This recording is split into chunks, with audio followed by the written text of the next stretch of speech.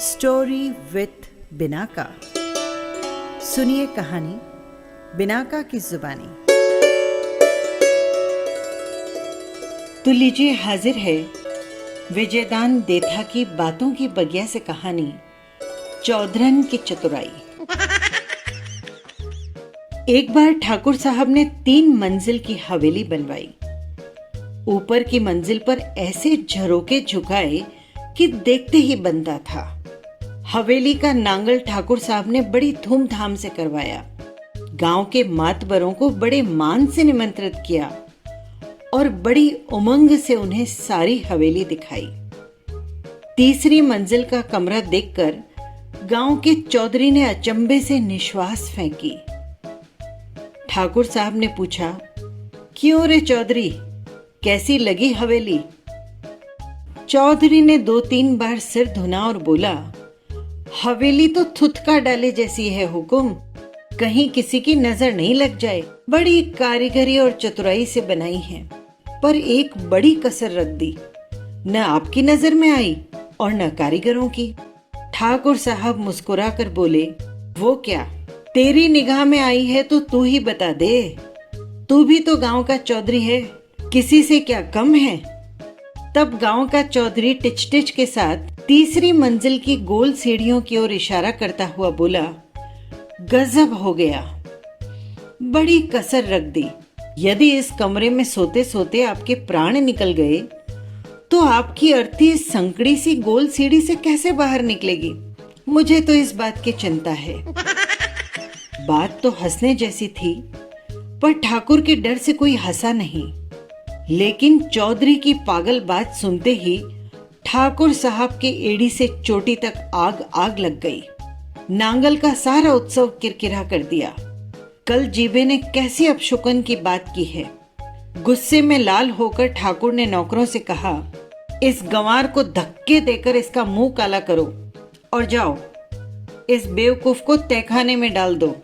3 दिन भूखा प्यासा रखो, अपने आप इसकी अक्ल ठिकाने आ जाएगी। बहुत बरसों से चौधरीपन करते करते इसका मगज फिर गया है। ठाकुर का आदेश मिलते ही नौकरों ने चौधरी को तहखाने में ले जाकर पटक दिया।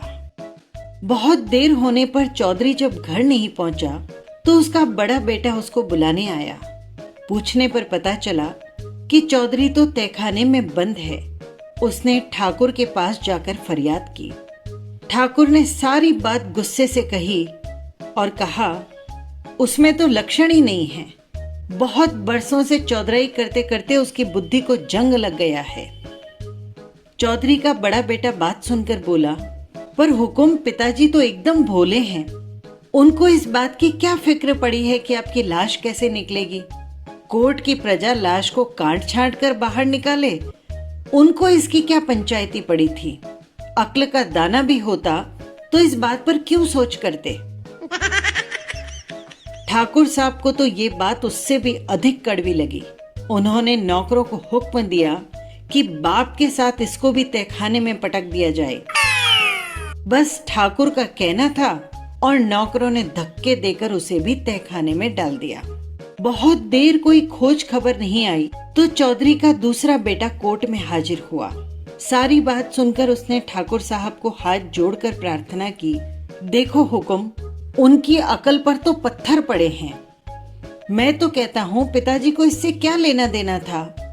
आपकी लाश है, इस कमरे में ही जला लेंगे। उन्हें क्या सोच लगी थी? यहाँ भी अगर जला लेते तो कौन रोकता? जिस बात से कोई लेना देना नहीं, उसमें लपचप करने की जरूरत ही क्या थी? ठाकुर के क्रोध में एक ऐसी आंच लगी, इसकी भी वही दुर्गति हुई। क्रोध के कारण ठाकुर साहब का खून उफनने लगा। आधा दिन चढ़ने तक चौधरी का पता नहीं चला तो उसका तीसरा बेटा उसे खोजते खोजते वहां आ पहुंचा। ध्यान से सारी बात सुनकर ठाकुर से बोला, राम राम राम, देखो उनकी अकल पर कितने पत्थर पड़े हैं। उनकी समझ में इतनी सी बात नहीं आई कि गोल सीढ़ियों से क्या धूल खाने के लिए लाश बाहर निकालेंगे? झरोखे की खिड़की से रस्सी बांधकर नीचे उतारना कितना सरल काम है।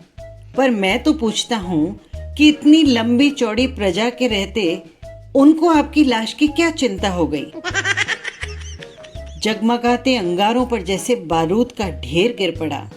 चौधरी का तीसरा बेटा भी देखते देखते तहखाने में दाखिल कर दिया गया। अब चौधरी का चौथा बेटा ठाकुर के सामने हाजिर हुआ। बोला, मेरे पिताजी ने क्या कसूर किया है जो आपने तहखाने में डलवा दिया? ठाकुर साहब ने उसे भी सारी बात बताई तो वो अपना कपाल ठोक कर बोला, मुझे तो ये बात समझ में नहीं आई कि फालतू बातों में लपचप ही क्यों करते हैं। आपकी लाश कमरे में पड़ी पड़ी सड़ती रहे, पर उनको क्या लेना देना कि इस गोल सीढ़ी से लाश कैसे बाहर निकालेंगे।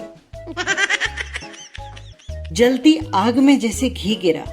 ठाकुर ने समझा कि यहाँ तो कुएं में ही भांग पड़ी है, किसी का भी दिमाग ठिकाने नहीं, सबकी अक्ल एक से बढ़कर एक। उसको भी घर वालों के साथ तहखाने में फेंक दिया गया।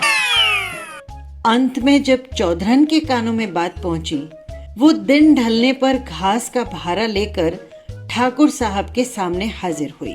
हाथ जोड़कर प्रार्थना की, हुकुम, आपके तहखाने में मेरे 5 बैल बंद हैं, उनके खाने के लिए चारा लाई हूँ। आपकी आज्ञा हो तो 2-3 पुले चरा दूं।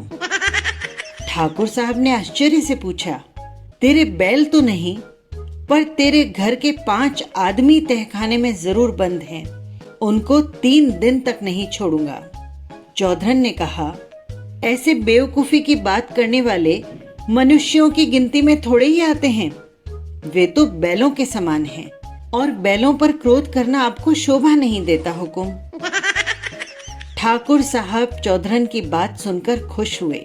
चौधरन की चतुराई ने काम निकाला। ठाकुर साहब ने तुरंत उनके घर के लोगों को तहखाने से बाहर निकालने का हुक्म दे दिया।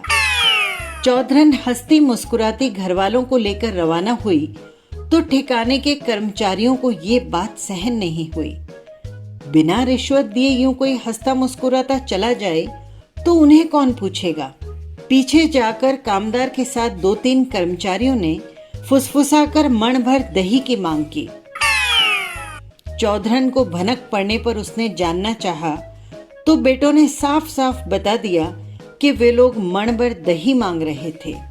चौधरन ने तुरंत हाँ बढ़ते हुए कहा, हाँ हाँ दे देंगे, मण भर दही कौन सी बड़ी बात है, मैं समझूंगी कि रात को कुत्ते ही चट कर गए। चौधरन की मंजूरी के बावजूद भी न जाने क्यों सभी कर्मचारियों के मुंह एक साथ फीके पड़ गए। ये थी बातों की बगिया की कहानी। फिर मिलेंगे किसी नई कहानी के साथ। नमस्कार।